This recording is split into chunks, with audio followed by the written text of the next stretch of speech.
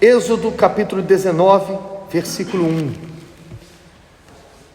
Ao terceiro mês da saída dos filhos de Israel da terra do Egito, no mesmo dia chegaram ao deserto do Sinai, porque partiram de Redifim e entraram no deserto do Sinai, onde se acamparam. Israel, pois, ali se acampou em frente ao monte, e subiu Moisés a Deus. E o Senhor o chamou do monte, dizendo: assim falarás à casa de Jacó, e anunciarás aos filhos de Israel: vós tendes visto o que fiz aos egípcios, como vos levei sobre asas de águias, e vos trouxe a mim. Agora, pois, se diligentemente ouvirdes a minha voz, e guardares a minha aliança, então sereis a minha propriedade peculiar dentre todos os povos, porque toda a terra é minha.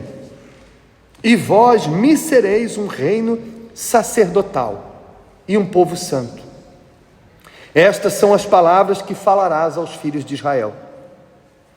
E veio Moisés e chamou os anciãos do povo e expôs diante deles todas essas palavras que o Senhor tinha ordenado.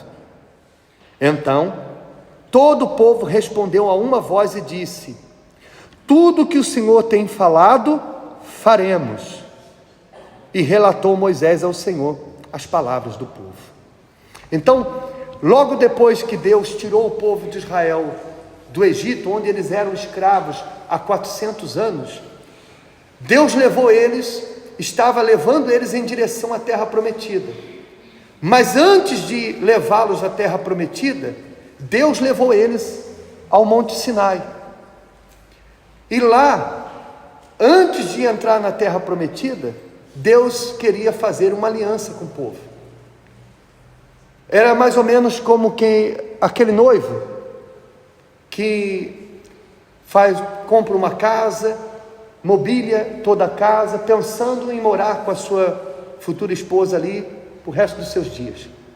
Mas antes de levar a sua noiva para casa, primeiro ele passa onde?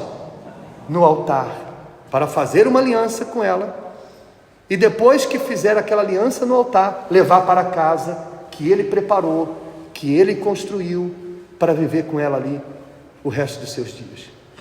Era mais ou menos isso que espiritualmente Deus estava fazendo. Antes de entrar com aquele povo na terra prometida, aonde haveria prosperidade, aonde aquela nação, como Deus disse, seria uma nação particular, uma nação santa que o serviria para sempre. Antes disso, Deus levou o povo para o altar, para se casar com aquele povo, para fazer uma aliança com eles, e só depois dessa aliança, levá-los, entrar com eles na terra prometida. Amém? Então Deus propôs isso. Deus falou para Moisés: vai lá e diga para eles que se eles guardarem a minha aliança, se eles diligentemente me servirem, então eles serão uma nação santa e eu farei uma aliança com eles. O que o povo respondeu para Moisés? Tudo que o Senhor disser, faremos. Queremos nos casar com Deus, queremos fazer esta aliança com Deus. Diante dessa resposta do povo, lá no capítulo 24, Deus mandou Moisés subir no Monte Sinai, para ali entregar para Moisés os termos dessa aliança. No versículo 12 está escrito, capítulo 24, versículo 12: então disse o Senhor a Moisés: sobe a mim ao monte e fica lá, e dar-te-ei as tábuas de pedra, a lei e os mandamentos que tenho escrito para os ensinar. E levantou-se Moisés com Josué seu servidor, e subiu Moisés ao monte de Deus. E disse aos anciãos: esperai-nos aqui até que tornemos a vós. E eis que Arão e Hur ficam convosco. Quem tiver algum negócio se chegará a eles. E subindo Moisés ao monte, a nuvem o cobriu, e a glória do Senhor repousou sobre o monte Sinai. E a nuvem o cobriu por 6 dias. Ao 7º dia, chamou a Moisés do meio da nuvem. E o parecer da glória do Senhor era como um fogo consumidor no cume do monte, aos olhos dos filhos de Israel. E Moisés entrou no meio da nuvem, depois que subiu ao monte. E Moisés esteve no monte 40 dias e 40 noites. Deus não falou para Moisés quanto tempo ele ficaria.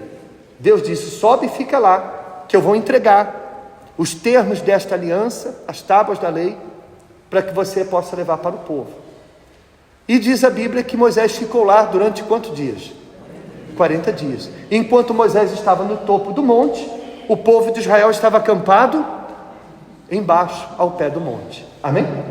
Durante esses 40 dias, lá no Monte Sinai, Deus, além das tábuas dos 10 mandamentos, Deus deu a ele também toda a lei e outros preceitos que ele deveria passar para o povo. Você pode depois ver na sua casa, podem folhear aí a sua Bíblia até o capítulo 32, você vai ver Deus falando sobre a construção do tabernáculo, sobre a construção dos utensílios, né? A arca da aliança, o candelabro, os rituais que deveriam ser feitos, de sacrifício, de purificação, até o capítulo 32. Durante esses 40 dias, Deus foi orientando Moisés o que deveria ser feito para que aquela aliança acontecesse. Porém, no capítulo 32, no versículo 1, está escrito assim: mas vendo o povo que Moisés tardava em descer do monte, acercou-se o povo de Arão e disse-lhe: levanta-te, faze-nos deuses que vão adiante de nós, porque quanto a este Moisés, o homem que nos tirou da terra do Egito, não sabemos o que lhe sucedeu. E Arão lhes disse: arrancai os pendentes de ouro que estão nas orelhas de vossas mulheres e dos vossos filhos e de vossas filhas, e trazei-nos. Então todo o povo arrancou os pendentes de ouro que estavam nas suas orelhas e os trouxeram a Arão. E ele os tomou das suas mãos e o trabalhou o ouro com um buril e fez deles um bezerro de fundição. Então disseram: este é o teu Deus, ó Israel, que te tirou da terra do Egito. E Arão, vendo isso, edificou um altar diante dele e apregoou Arão, dizendo: amanhã será festa ao Senhor. E no dia seguinte madrugaram e ofereceram holocaustos e trouxeram ofertas pacíficas, tudo ao bezerro. E o povo assentou-se a comer e a beber, e depois levantou-se a folgar. Então, lá no Monte Sinai, lá em cima, disse o Senhor a Moisés: vai, desce, porque o teu povo, que fizeste subir do Egito, se tem corrompido, e depressa se tem desviado do caminho que eu lhe tinha ordenado. E eles fizeram para si um bezerro de fundição, e perante eles se inclinaram, e ofereceram-lhe sacrifícios, e disseram: este é o teu Deus, ó Israel, que te tirou da terra do Egito. Então, lá ao pé do monte, ao pé do altar, aonde Deus se casaria com aquela nação, ele foi traído. O povo pegou o ouro, os pingentes, as argolas que eles tinham, que Deus havia dado a eles no Egito, e construíram um bezerro e disseram entre eles: este é o nosso Deus, que nos tirou da terra do Egito. Ali no altar, Deus foi traído. Sabe, aquela situação que você de repente já deve ter visto no filme, em novela, ou até na vida pessoal de alguém, da pessoa ser traída no dia do seu casamento? Alguns até chegam a dizer assim: eu fui traído no altar. Pessoas que dizem: eu fui traído no dia da lua de mel. Deus foi traído no altar, no lugar onde Deus levou eles para fazer uma aliança. Eles trocaram a Deus por um bezerro de ouro. E tudo por quê? Porque não souberam esperar. Como eu já disse, Deus não disse quantos dias ficaria no monte.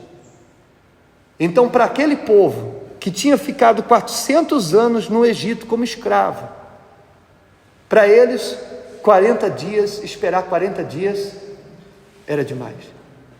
Então, eles não souberam esperar e por isso construíram para eles um bezerro de ouro. Parece Absurdo o que eles fizeram, não é verdade? Sim ou não? Quando a gente lê uma história como essa, a gente vê como que absurdo, como eles foram capazes de fazer isso com Deus. Mas se eu disser para você que muitos hoje têm feito a mesma coisa, se eu disser para você que hoje essa história se repete na vida de muitas pessoas, que da mesma forma como o povo de Israel não foram capazes de esperar, há também pessoas que ainda não aprenderam a esperar, não aprenderam a confiar. Assim como o povo de Israel, 40 dias atrás, disseram, não, tudo que o Senhor disser, faremos. Passou 40 dias, já estavam fazendo tudo o contrário.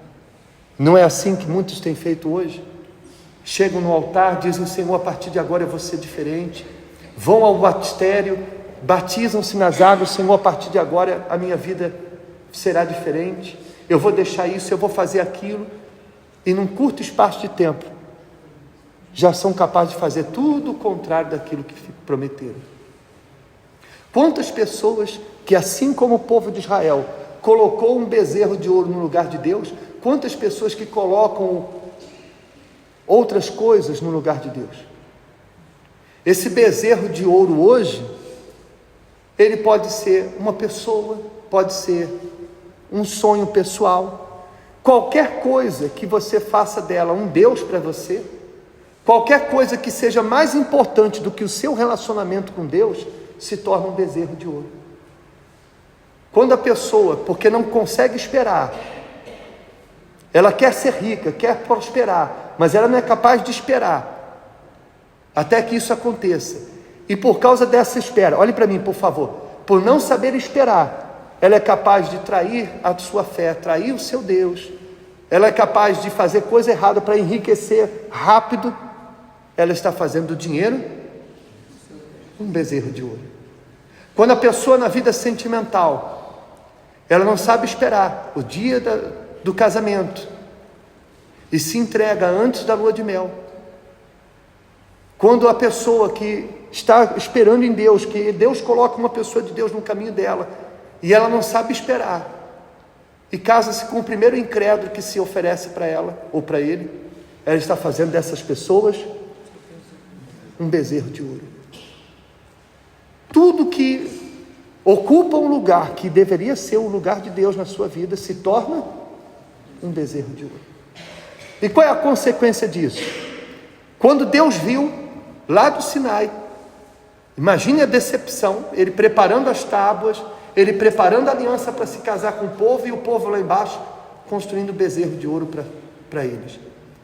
Deus falou assim para Moisés, versículo 7, vai, então disse o Senhor a Moisés, vai, desce, porque o teu povo que fizesse subir do Egito se tem corrompido. Olhe para mim, por favor.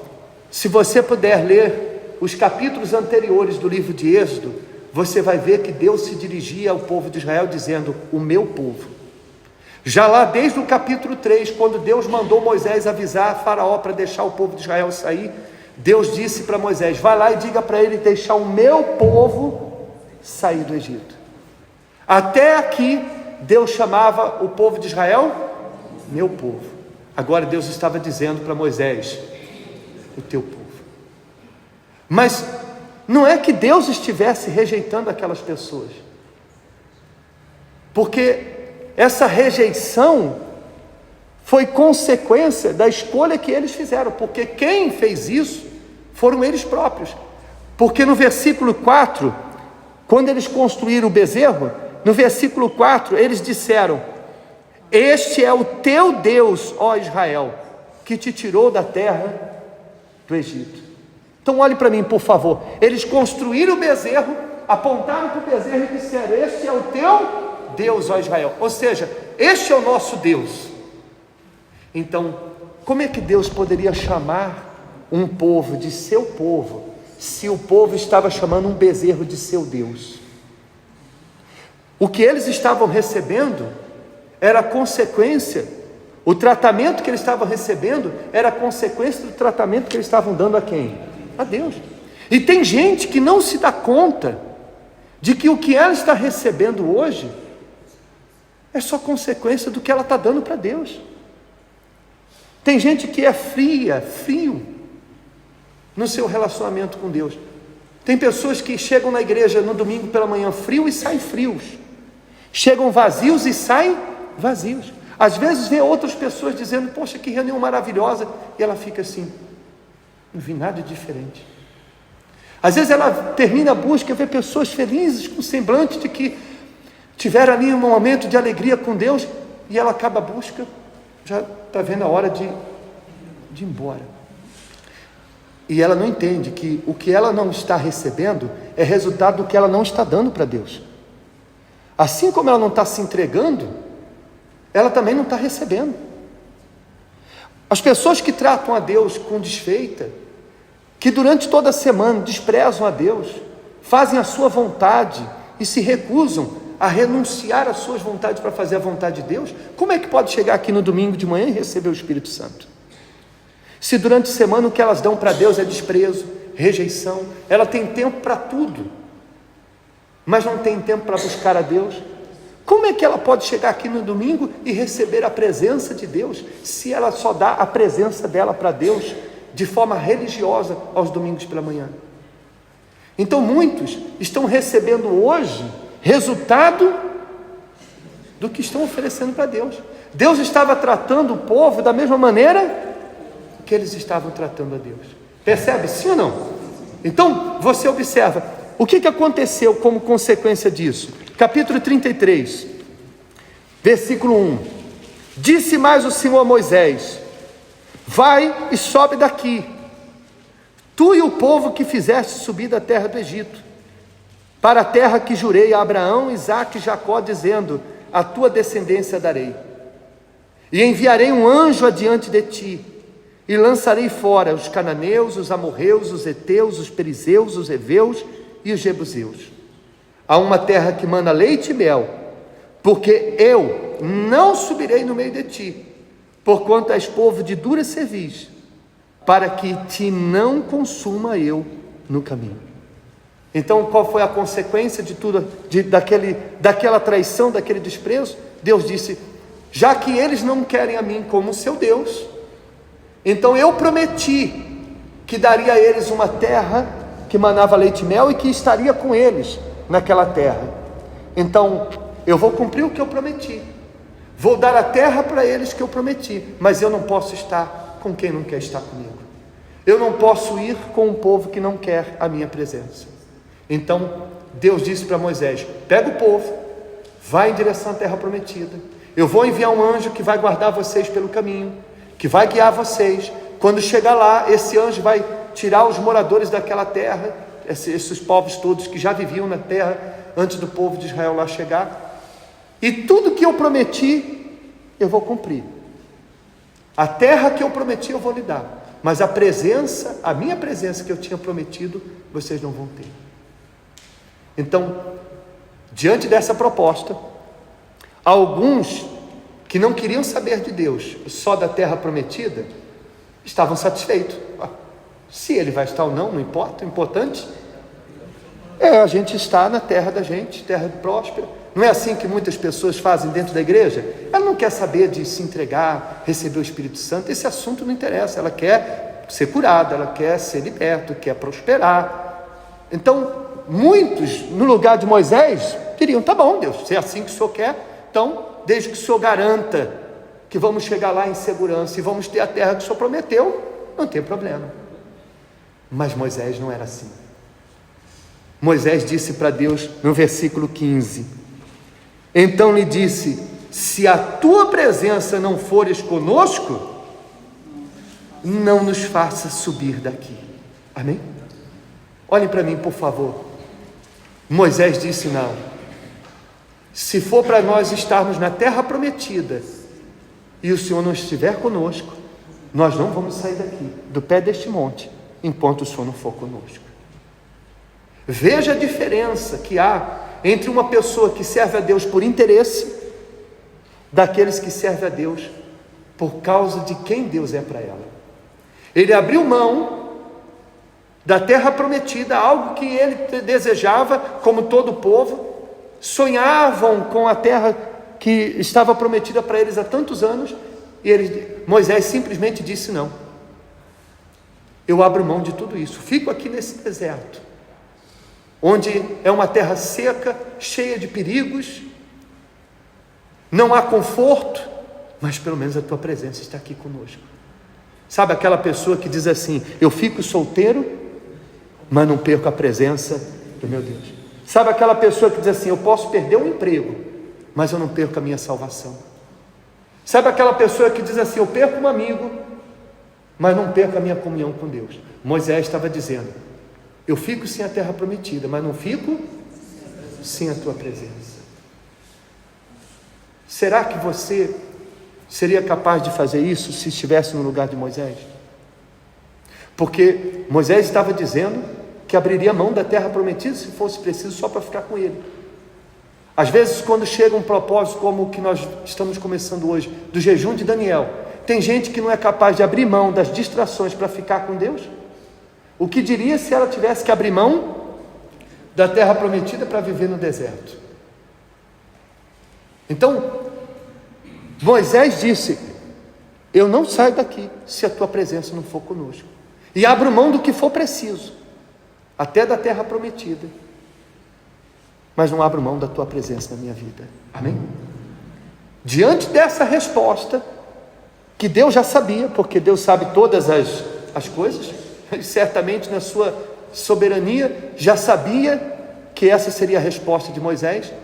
Diante dessa resposta, o que aconteceu? Versículo 17: então disse o Senhor a Moisés: farei também isto que tens dito, porquanto achaste graça aos meus olhos, e te conheço por nome.